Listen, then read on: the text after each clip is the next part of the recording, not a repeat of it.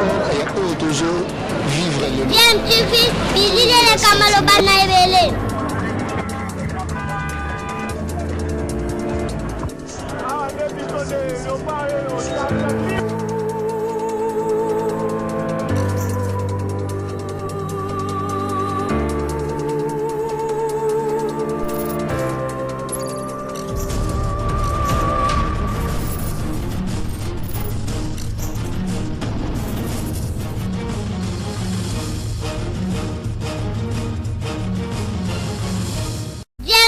toujours un enfant.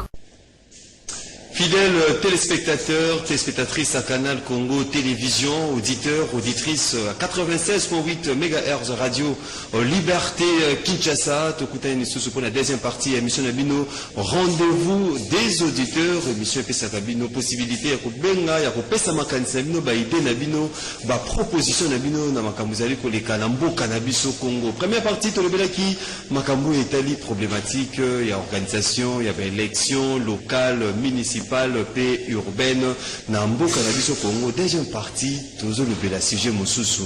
Tozali wapi, Tokomi wapi, Namakambu Italie, libération, Yamon Namboka, Mike Mukeba Yoazali, député provincial Eli Yalingwala, Tokomi wapi, na libération, Yamon Namboka, Mike Mukeba, Ibusidi Kouye, été cour constitutionnelle. Et ordonnaki libération, il y a mon amboka Mike Mukeba, eu égard, il y a certaines irrégularités où il va constater qui na makambo etali arrestation na cour constitutionnel et ordonné libération à mon amboka Mike Mukeba pour na ba irrégularité où va constater qui na arrestation na il fallait que cour d'appel il y a Kinshasa Gombe va exécuter ordre aux élèves qui ordonné et na cour constitutionnelle mais mokolo ya lelo exécution il y a ordre wana ya cour constitutionnelle ezali ko poser problème na cour d'appel pour na procureur général après la cour d'appel il y a Kinshasa Gombe il est à conditionner libération ya mwana mboka Mike Mukeba par un nouvel arrêt. Et où t'as sous la cour constitutionnelle, tout ce qui est wapi, na justice, na biso, cour constitutionnelle, où tu y es, ezali cour, où ezali les colos, ya ba cour union, so, décision na ya azwarato, arrêt na ya azwaka, ezalaka exécutoire na bato union, so, pour na nini, arrêt, to, ordre, ya cour constitutionnelle, et comme kokoze, pito pale, to boulou eke, ekoti, lelo, na makambo, au cour constitutionnelle, ezali kolobape, exécution dans la cour d'appel, ils allaient poser problème.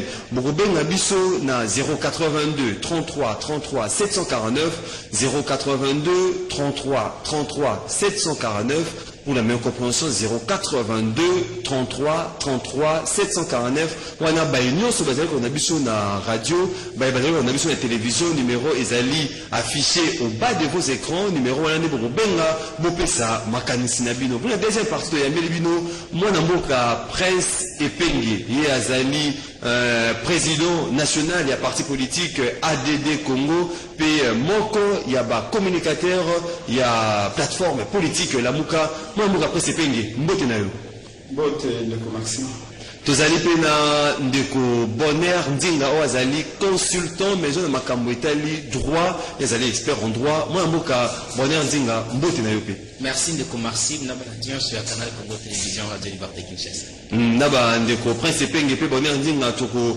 yeba soki tozali wapi tozali ko kende wapi na likambo o etali libération ya mwana mboka Daniel mwana mboka Mike Mukeba azali député provincial mwana mboka Prince Epenge tozali ko kende wapi tokomi wapi na makambo etali libération ya mwana mboka Mike Mukeba o ba nyonso bo annoncer tozali ko kopi ko lemba lelo robima lobert to robima na 2030 to 2040. Merci ndeko lengo pesingai occasion ya ko informer ba congolais na kambotali dossier ya député provincial ya Lamuka Mike Mukeba na kasete lobby ezalaki je pense les 4 mars mercredi landangai Olanda Kingayi Prince Penge na radio ya ba confrère na bino ya Top Congo pe na ba télévisé belé y compris na Canal Kin pe pa na bino moko awa ko lancer appel ete bana Congo ba se mobiliser pour na to ya mbande ko na biso Mike Mkebai oyo normalement esengela ki abima lobby eloko ya liboso nalingi ko informer ba congolais pe ba congolais te Mike abimi na bolo côté na ngonga oto koloba tozali je crois ba 10h30 ou 10h40 Mike azali obe na prison ya Makala lelo mokolo ya minei abimite pambate ba politicien cabinet ya Félix Tshisekedi Vital Kamerhe balingi Mike abima na boloko. La justice n'est ni autant dans le cabinet à Vital Kamerhe, cabinet à président de la République. On a maramba justice. État libre maramba président de justice dans l'impartial. Pour na yezo lo ba maramba Vital Kamerhe Point to le ngeli wana. Bino baso boyebete Mike bakangi na boloko ça fait maintenant 6 mois. Et le kalboso ya ko faire informer ko yebisa ba mboka c'est que tino mokolo mwalelo Mike na sambité azali na détention provisoire. Le procès comme tel n'a bandité. Ba mapaki ewana alobete ko samba ke yasina. Ça fait 6 mois. Tango bakangi Mike Mkebai a sali 4 mois a sengi non 3 mois après 3 mois a sengi liberté provisoire. Alobete na li député provincial. Oh bah les vagues qui militaient qu'on a l'assemblée provinciale. Et n'a pas de liberté provisoire. Alors bête le quoi va fundi ngai. Ngai na okima kisasa te. Na ali mona kisasa. Na ali député provincial à kisasa. Na okima peu électeur te. Bo na sengi liberté provisoire botika ngai na bimalibanda na ya ka kosamba. Bazuzi ya coup d'appel baboyi ko pesa liberté provisoire. To sengi ya mumba la misato baboyi. Entre-temps Zana moto ya Félix Tshisekedi oba bengi lobo conseiller na ye. Conseiller Félix Tshisekedi wana waza na présidence kuna bakangaki ye balobi a détourné mosolo ya l'état. Détournement de fonds publics. Oh kangama ga kotaki prison pe. Kangama na prison. Bakangi na prison a seka une semaine et demie. Pour ce moko na ndam a sengi liberté. Comparaison pour relaxer pour les amis politiques. Otuninga kwa nini ongo mele politique na justice. Conseiller Félix Tshisekedi bakangie pour être balobi ba soupçonner te a ko détourner mbongo ya l'état. A ko signer ba signer, a ko imiter même ba signature ya Félix Tshisekedi. C'est grave. Hein? Mais à 5 liberté provisoire une semaine après la bimisi. Gabriel Mokia obino ba so yebi azali ko soutenir Félix Tshisekedi. Bakangie awa balobio tentative de meurtre alobi angabo mamoto na mutu kanayi. C'est grave. Akei na Makala à 5 liberté provisoire une semaine après ba pese liberté provisoire abimi. Mais Mike Mkebai oyo azali ko soutenir Félicité mais azali na ngambo ya tata mokonzi ekolo Congo Martin Fayulu. Mike Mkebai balobi ya fingi moto. Encore qu'il y a ba déterminer moto. Balobi a fingi moto. C'est léger. Même si c'est le plan moral, on accepte pas parce que finga moto. Mais Mike a déjà à cause de la irrégularité na makambola nyoso ordonné d'appel pour la libération. Les longs cours d'appel oh il faut libérer Mike Mkebai. Tout le monde procureur général après la cour avec conditionner une libération ou la nouvelle arrêt. Voilà, je vais en venir. Mike Mkebai a 5 libertés provisoires en Bamisa to baboyeli. Na oya détournaki mbongo ya l'état. Na oya linga ko goma moto ndenge balobaki basipozaki. Na oya fingi. Na ne senglati kana bolo. Na ko laksa lo babengi 2 fois 2 mesures. Alors, cour constitutionnelle azaki saisi par Mike Mkebai. Pour la ligne. Et l'autre sala qui était bakanga Mike Mkebai, ezali décision Golden Poi azwaki. Alevaki ba immunité à Mike Mkebai. C'est-à-dire et l'autre sala qui était Mike Mkebai le plan de député provincial. Na musala ya ko le peuple. Musala Mike ezali ya ko dénoncer, ya ko le peuple. Le coup la temps ezali 15 millions. Mike azaki mutalibosha ko le 15 millions ya peuple ezali ko kenda caméra yebisa biso ke yiwa. Kombo no ezali na kati. Mike Mkebai mutaliboso. Mike Mobeko li koze lobi moto oyo azali député bakongi kokanga ye pamba te parce que onsala na ezali ya kolobela peuple Mike alikuwa azali député bapesa immunité eza lokola karapasi ya koba peuple ata moto atie ombeli ye kota na nzoto te oyo babenga yango immunité Godin Poi tango batindi mokande pa Godin Poi aleve immunité ya Mike Mukebai Godin Poi aleve ba immunité parlementaire na protection na ye wana lokola molobela peuple alongoli yango sans koyoka Mike mobekoli constitution libre moto ata bomu esengeli aza na droit pour se défendre donc auditionné voilà Mike tango Godin Poi aleve l'immunité na ayebisi Mike te Mike ayalanda kwa la télévision lokola moto nyonso a notifié Mike te abengi Mike te Mike bafundi babo fingi mutu Mike yako pesa na explication alobi a sala yango te alors que mobekoli konzi obligé moto nyonso asala yango Mike akende komona bazuzi ya ku constitutionnel abi to abotala likamana ngai bakaninga awa sans même kolongola ba d'humilité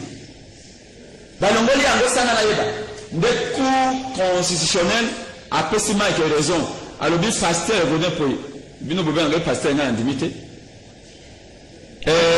pasteur président assemblée professeur monsieur Godin Poi pasteur alakamisa ya ndenge wana te bayebaka nzete pasteur en devoir bayebaka nzete aza musanya nzambe bayebaka nzete apati ya mbuma na yango oyo nzete wana kimisa mbuma loloboye mobulu donc mpona koloba ete nde cour constitutionnel lobi ete Godin Poi décision na oyo ozwaki mokano wana ya kolongola habilité ya Mike oviolaki constitution biso cour constitutionnel lokola instance ya suka ya justice na mboka Congo to annule décision na yo wana et lokola to annule décision na yo à partir de décision na onde bakamaki Mike donc lokola to annule décision na yo ba poursuite nyonso contre Mike Mukebai ekoi eza lokola miranda ko telema soki fondation esali soki fondation e bukani ekoi miranda ko pe ekokoya non Mike Mukebai esengeli azala libre malheureusement tango cour constitutionnel azwi une décision yo wana tango c'est important tango cour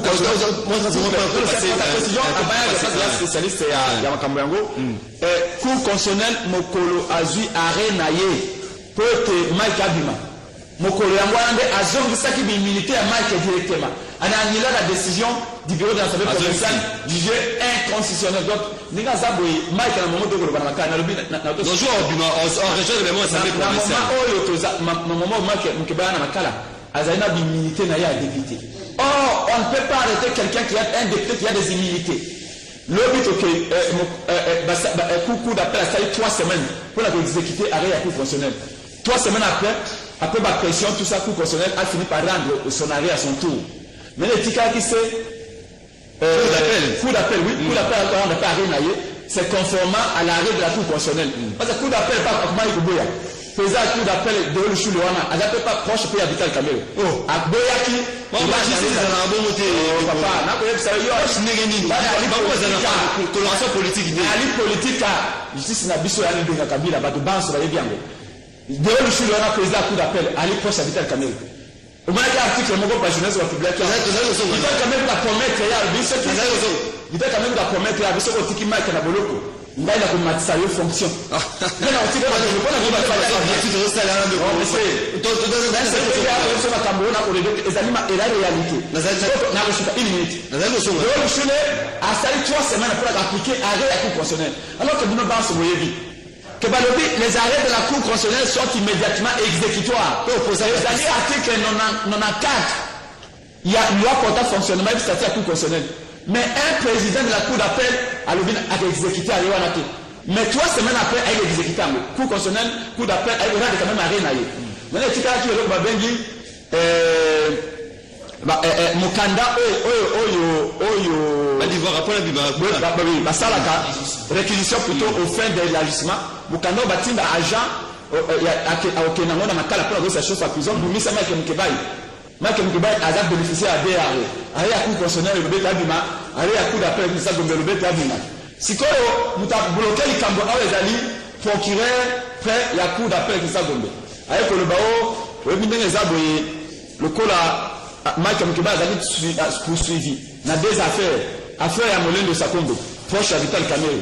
Affaire à Daniel Monante, bah oui, moto à la suite le cola. Daniel Monante, pourquoi mon abonnement? La Bob Marley.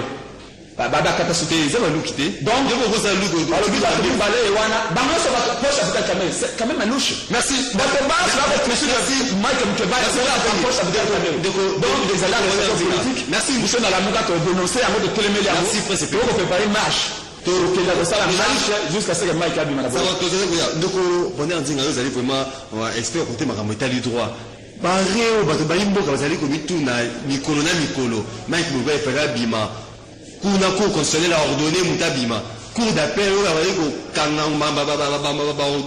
ba décision ya cour constitutionnelle ebandi boni na mboka ya Congo. Merci mingi na banzete de comprendre ces pengi à lobby penza na mosiki siki o nyonso il fallait ko leba mais de ko Maxime oyo ko préciser na guise ya question na il faut ko eba que dossier tu avez ko leba awa ba lobby te ke Mike Mkeba kindaki appel na nouveau ya cour constitutionnelle Mike Mkeba asilisaki cour le ko na lobaki mais mkomileki était na instance union sur la procédure tous à devant la cour tribunal ya paix tous à devant tribunal à grande instance cour d'appel pour juridiction au-delà de la cour constitutionnelle. Motonio se faut saisir juridiction dans la procédure, il y a inconstitutionnalité. C'est-à-dire que ceux qui ont saisi cour constitutionnelle, vous avez un nouveau tribunal à paix, vous avez un nouveau tribunal à grande instance, séance ténante, juridiction vous avez constitué à cause au Balobaka, à sexual, toute affaire cessante, pour instruction à cause en attendant cause de la décision et à cour constitutionnelle. Parce que tout simplement, vous avez supposé qu'elles avaient une juridiction hiérarchiquement supérieure. Pour les cas instance judiciaire, non seulement. Makamba Italie ne commet qu'une kebaï. Parce que vous avez que le même Italie exécution. Exécution, il y a cour constitutionnelle. Donc, on a la procédure, il y a on ne commet qu'une kebaï maintenant cour constitutionnelle, et ça qui procédure, il y a appel.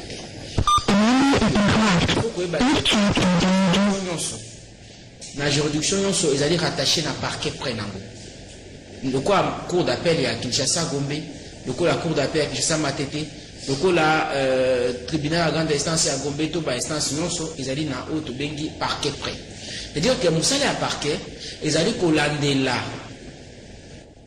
Respect à faire, observer respect à Yabamibeko, et exécuter ma décision judiciaire. Pour preuve, ce que mon parce que il y a les alliés bloqué par rapport à ça ko lobela ko Maxime on va exécuter à moyi amemi makambo alosema mission par ba mission ils allaient dévoiler dans parquet parce que parquet ils allaient plaque tournante et action publique ce qui action publique pour la mise en mouvement il faut parquet à activer en haut. Alors, pour mettre l'exécution à Wanalobi Awake, ce que qui est à nouveau, il y a audience n'est pas le tribunal. Au comment on a que ce qui va ordonner arrestation immédiate à Moto, tribunal n'a qu'à la décision, c'est avant de dire droit, c'est la décision jugement définitif, c'est un ministère public à exécuter décision. Séance ténante, il y a coordonné, base de Moto, n'a pas plus, basant quand il y a ça l'audience, à Bibo Kangae Bocha Ekuna. Ndenge moko soki ba quitter parce que procédure basé quoi dans les communs qui ba il Maxime pour rappeler ba ndele na niveau ya c'est ça qui juridiction ba la mon côté ba ndele dans zela ya parquet c'est-à-dire magistrat à parquet za ko landela yi le quoi les za ko landela yi ba constate ba faire constater cour d'appel parce que on les a qui audience té attention élément affaire les a qui matière à traiter les a qui dans nouveau cour d'appel cour d'appel les a qui censé y a comprendre acte et à décision. Oh, déjà, ils allaient rendre parce que ce qui est la matière et à traiter dans nouveau la cour d'appel, il y a un débat, monsieur. Mais monsieur, la politique est continue à la justice. La magistrat, la justice. Non, faire voir la gravité et le problème des Nézali. C'est-à-dire que la cour d'appel a une matière qui est à traiter dans le matin de combat et de Kébaï. Parce que le quoi, moi, c'est que moi, tu peux le voir. La procédure judiciaire, nous sommes dans la phase Nibali. Nous avons une phase pré-juridictionnelle. Inquisitorial, puis la phase juridictionnelle, phase jugement. Il ne peut pas y avoir un nouveau la cour d'appel parce qu'attention, cour d'appel est une instance à jugement. Cour d'appel, il y a une matière à retraiter. Non, parce que saisir, il y a un parquet près à cour d'appel. Parce que dans le but que cour d'appel, juridiction, c'est rattaché à un parquet près. Donc, ceux qui ne commettent une kebaï, la cour d'appel est constituée, n'a mis tous ceux qui vont statuer sur base de la matière nini. Parce que si on a une matière, matière est à nouveau à parquet. Quoi, il y a cour d'appel, on va saisir nos bangotés. Alors, ce qui va statuer sur affaire Wana, n'a évité matière ni batutaki. Mais c'est important. Ils ont dit que cour d'appel va siéger qui pour comprendre acte et la décision où ils ont rendu dans la cour arrêt à cour constitutionnelle.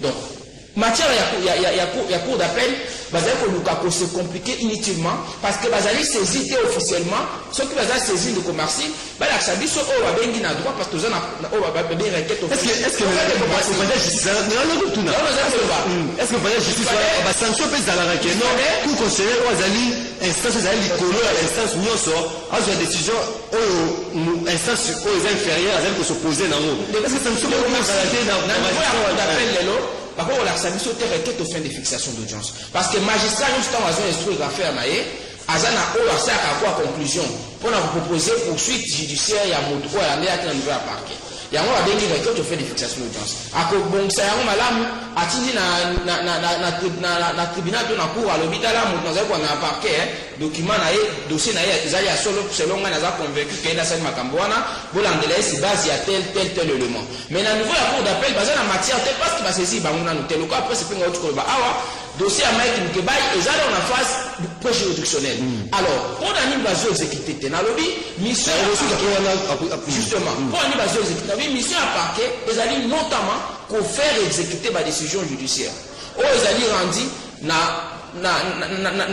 combo ya peuple exécuter na combo ya président de la République mais à la cour constitutionnelle à rendre arrêt naé c'est pas ngautu ko ba awa loi organique il y a 2013 pour organiser fonctionnement à la cour constitutionnelle et lobby a solo te barré aux alliés dans la cour constitutionnelle le la juridiction hiérarchiquement supérieure et cause à la bongo et qu'on souffre une exécution dans la moté les alliés le la lobaki immédiatement exécutoire donc parce que la raison la sens dans que le bail de makambo ezali ko sale matani mlikomba kimkebai normalement pas de la magistrat pour la cour constitutionnelle asibi barrière avant que na nzela ya singa pour na baimboka pe ba pesa voix na bango na makambo etali arrestation te libération de ko zela ya mona mboka Mike Mkebai côté na bino mona mboka principe qui dégué ba cour procureur général près à cour d'appel à Kinshasa Gombe il y a le but qui est non nouvelle arrêt à cour constitutionnelle c'est que c'est la nouvelle arrêt à cour constitutionnelle on a déterminer biso ce qui m'a dit que ba ko bima to ko bima te c'est que c'est la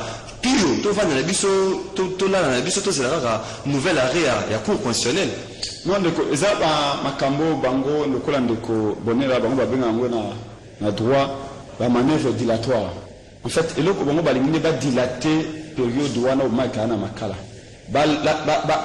comme élastique pour la singama tembele pour nini balingi mai katika na makala malgré que cour constitutionnelle le bitango to kenana président élu Martin Fayulu ko sala ko déposer requête devant cour constitutionnelle balobaka na biso non le cour la cour constitutionnelle la kati makambo manso masili et sili ce qui demande bunda na politique akasina mai makali droit et sili mais les locaux là n'ont quand même cour constitutionnelle wana à 4 kamba lobby décision à godé pays des salaki ya ko lever l'immunité à Mike Mkebai protection na wana le col député des salaki était va poursuivre et godé pays le col a violé la constitution et on le voit on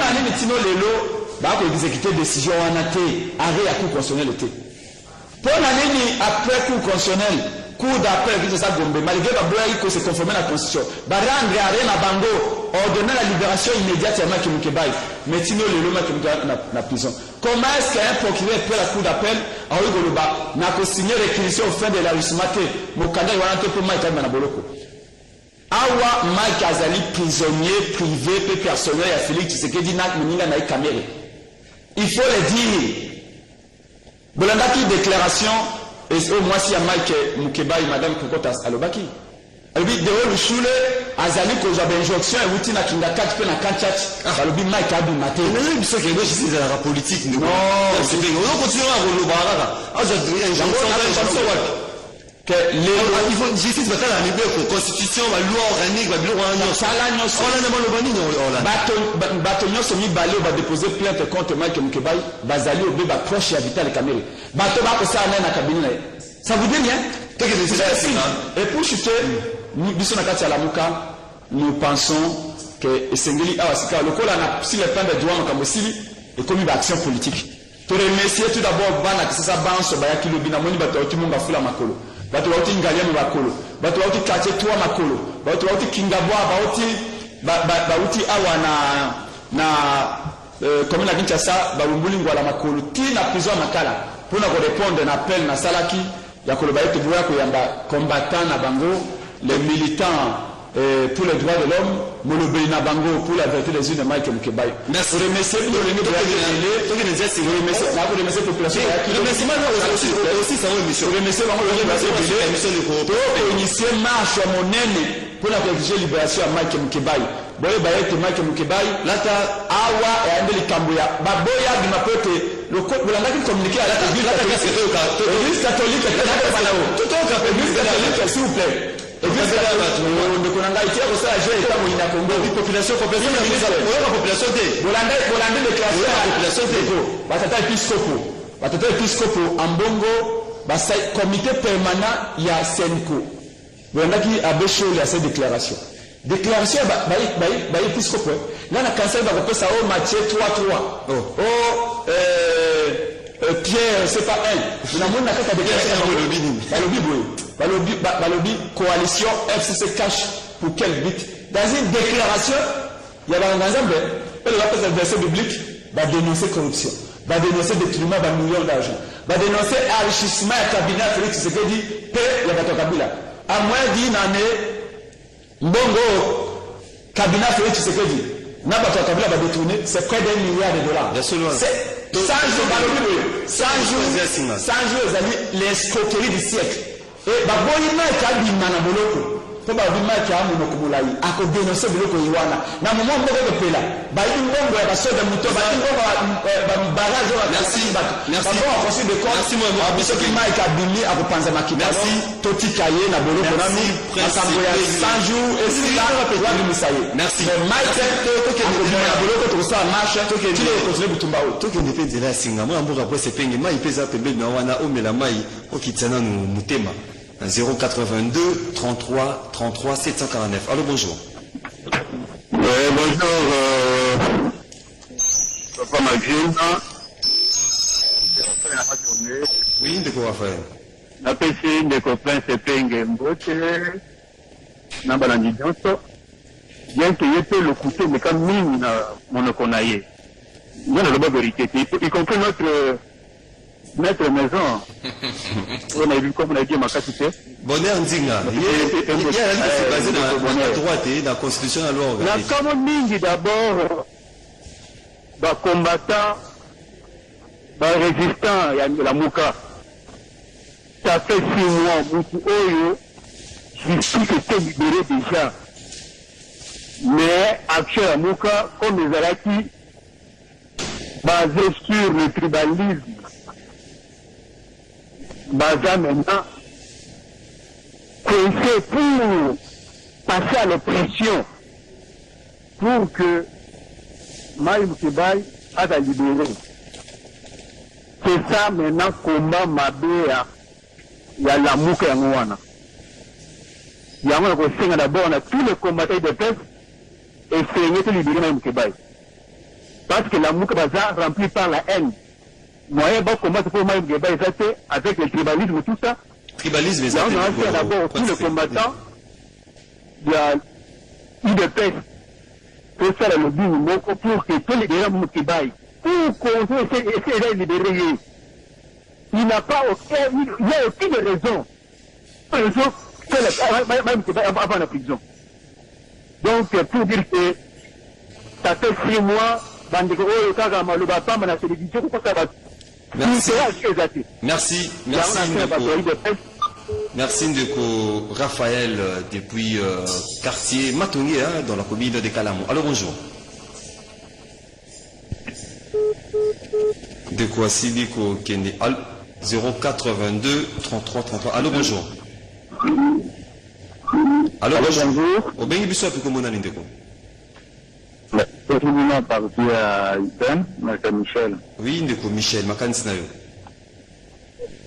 Une question de vous canadien. Tozali ko Ndeko Michel. napesi mbote na ndeko na ngai Presse Penge courage na lite oyo baza kosala oyo tokanisaki ke etat de droit oyo nzoki eza ya lokuta preve eke ezaka biso bato ya lamuka te nde tozoloba yango mwana mboka ya UDPS oyo mokoko aza kodenonse yango mokolo nyonso auti koloba ke baparti nyonso ekufa tututu. Ce n'est pas ça le débat. Est-ce que na époque oyo ya UDPS soi-disant na pouvoir bayembelaka biso état de droit oyo bapeter kazadi baza koyeba baza bajuriste baavocat renommé moto akoki kozala lisusu na prison après arrêt ya cour constitutionnelle eza soni toza kointerpele ndeko Félix ke na krage oyo ya Kabila okotaki bima soki mpe ane mobimbo elekeli oka na ndenge wana ya kotantone tato États-Unis tato Corée makambo eza na mboka ya Kamere ya makambo ebele ya soki muton baza komakie puisque tozonga na époque la justice doit faire son travail. Merci. Je me rappelle de mon grand frère Lambert Mende. Sauf qu'il faut que la justice doit faire son travail. La justice, papa, justice, travail à nous, ça comme de 10 à 20 ans. Merci beaucoup. Alors que mandat après la République est à 5 ans. Merci. Merci beaucoup, Michel. Merci beaucoup, Michel, depuis quelque part à Kinshasa. C'est bon, un peu synthétique, bon, mais pour synthétiser, tout pour résumer, ma candidature dans 30 secondes, au maximum 40 secondes. Allô, bonjour. Allô, bonjour. Allô. Oui, au bien du bonjour, papa. Bien du coup, au bien du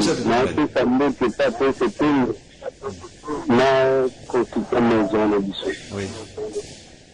Na revenu pena le bara makambo papa Raphaël a commis le koloba de ce qui m'a apparu sur la matonge. Lelo andini ke maka nyaki mukebali laki azako za mambo zaki juste zako finga mukite. Mais là na kaloba ke maki mukebali aza impoli azabo sana. Siko a revenu na obata batumsu bala koloba ke mukebali zolo ba vérité. Yango papa wana oazo bazone pour se tenir compte donc c'est que nous avons dans la rabate tout ça en compte mais là revenu na à mobiliser la combattre des personnes à ce moment qui nous fait mais depuis moi qui me la code de nous azako le battre pour moi qui me fait azako va contre moi qui me fait alors tout ce que justice et ça la ndenge azako le bana siko a commis que revenu na raison donc c'est trop tard en tout cas c'est regrettable et il n'a pas revenu na raison. Merci. En tout cas, papa va revenir à raison. Merci. Merci beaucoup depuis Kinshasa. Dans mon niveau de Congo central, n'a pas de nom, Bengité, non Congo Brazza. Non, Bengité, c'est qui va beaucoup tard. Allô, bonjour.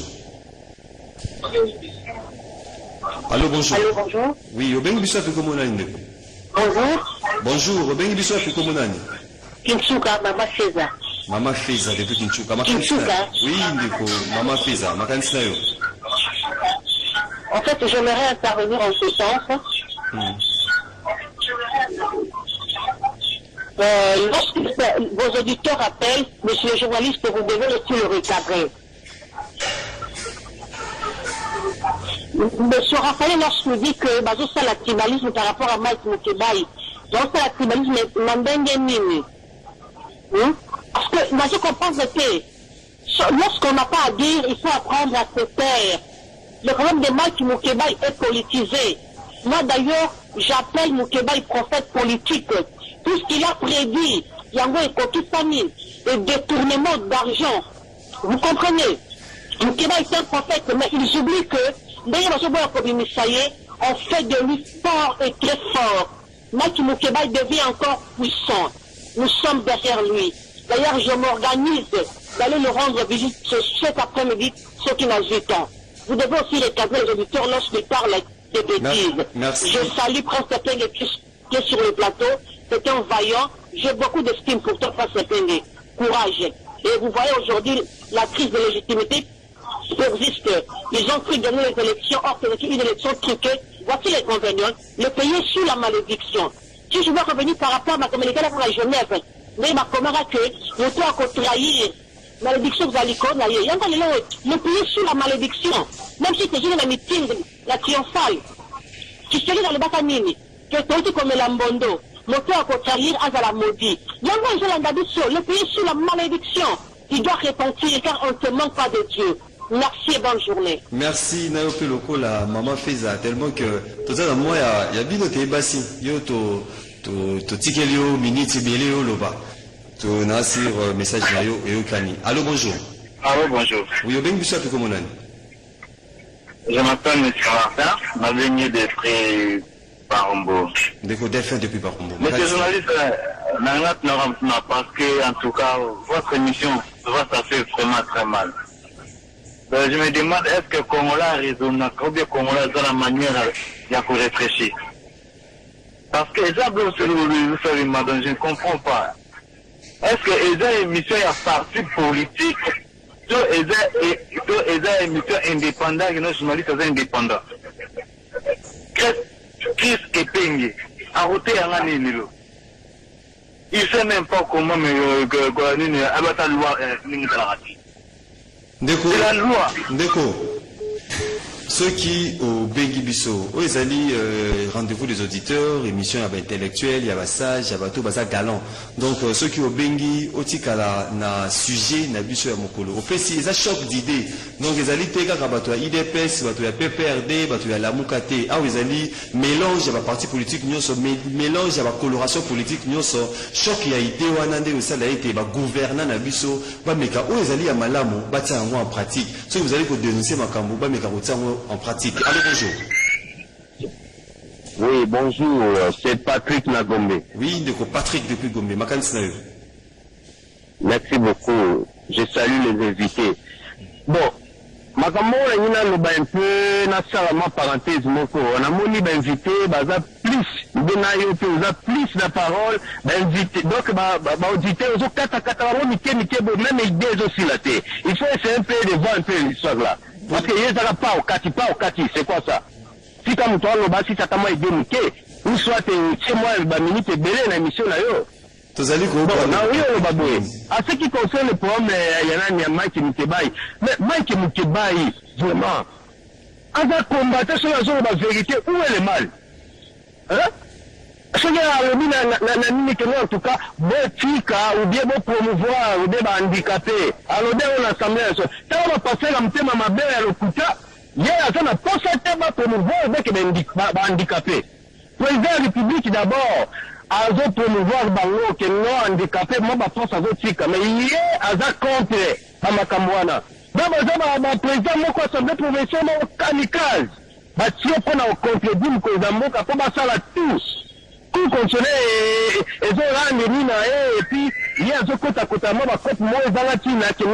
non monsieur tu te trompes non comprendre ce qui va ce qui a merci on va passer vraiment fabriqué la population parce qu'il chose à merci de quoi c'est quoi ça tu te quoi merci de Patrick. En tout cas, en tout cas, sinon, vous avez dit que nous, la plus puissante du monde, la population, tous les plans. Merci de Patrick depuis Gombe pour na Makadisna. Rappelez-vous que Patrick a été dernier intervenant, la deuxième partie. Donc, on a eu chance.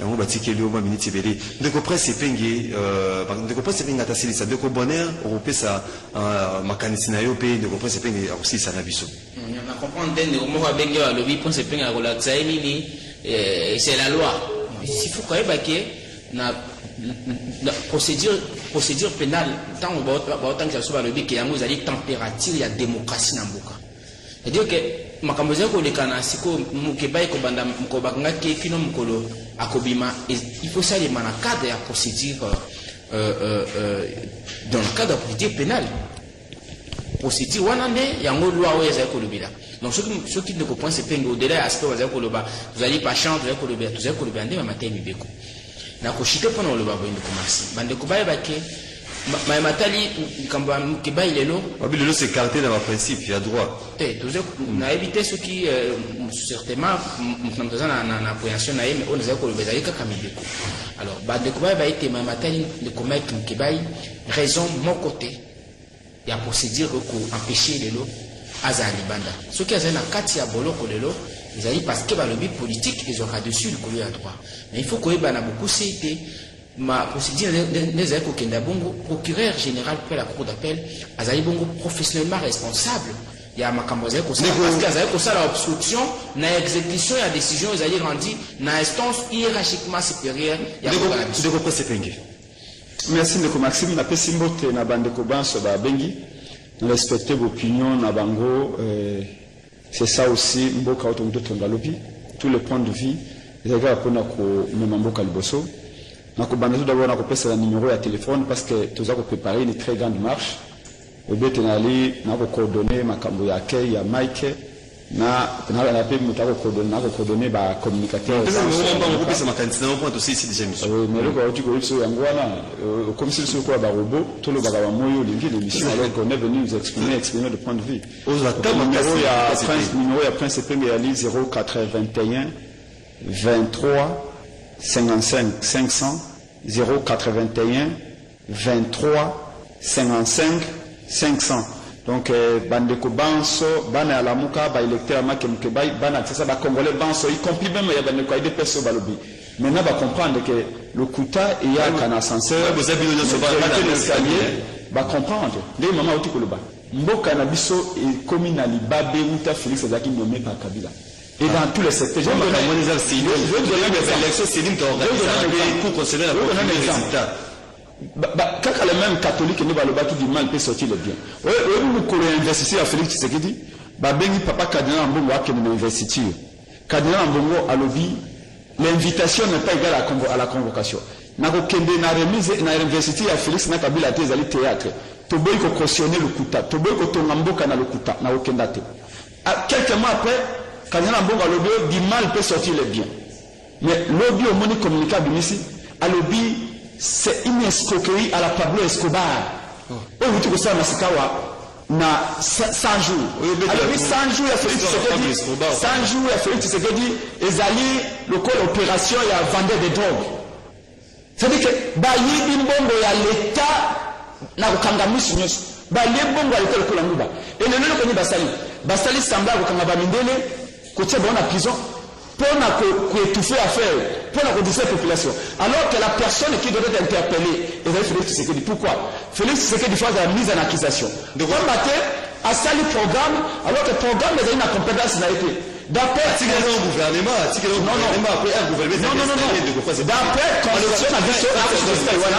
d'après notre constitution, le gouvernement est ça le programme. Et les chefs de l'État. Oh, le cas il y a ça qui me sert au gouvernement et c'est ceux qui ont vu parlement. Ceux qui ont vu député. Félix Tshisekedi c'est pas bien gagner na congrès, ba mettre une accusation, peut pas destituer. Parce que le là comme que caméra lobby le quoi ba même ba cha makala nyoso likula mutu na ngai, so inga na koi ba tumeso ba okuya na ba nyoso. Na fanga nyoso. Merci. Lelo ba mindele ba kangi wana, o ba interpréter. Et le ko ngala ba yesinga na lobby pa na yo. Na bo sika wana ba lobby ba cha ba to baso ba mina na kala. Le ko to linginde presque 1 milliard au bango bayibi 1 milliard de dollars bazong sango na caisse à l'état donc comme on a ba kambi bato lingo nyoso ata 100 fois que na caisse à l'état. Merci Prince Penge to rappeler Ali président national ya ADD Congo puis communicateur à la Muka. Merci pour partager la biso makamutali Mike. Merci beaucoup. Merci ndeko Bonheur Ndinga ou azali consultant maison makamutali 3. Merci pour numéro partager la biso Bozalaki belé fidèle téléspectateur à Canal Congo Télévision, auditeur à Radio Liberté Kinshasa. Vous allez dans vos et justice na biso ezala impartial et respecter vraiment la loi to constitution mais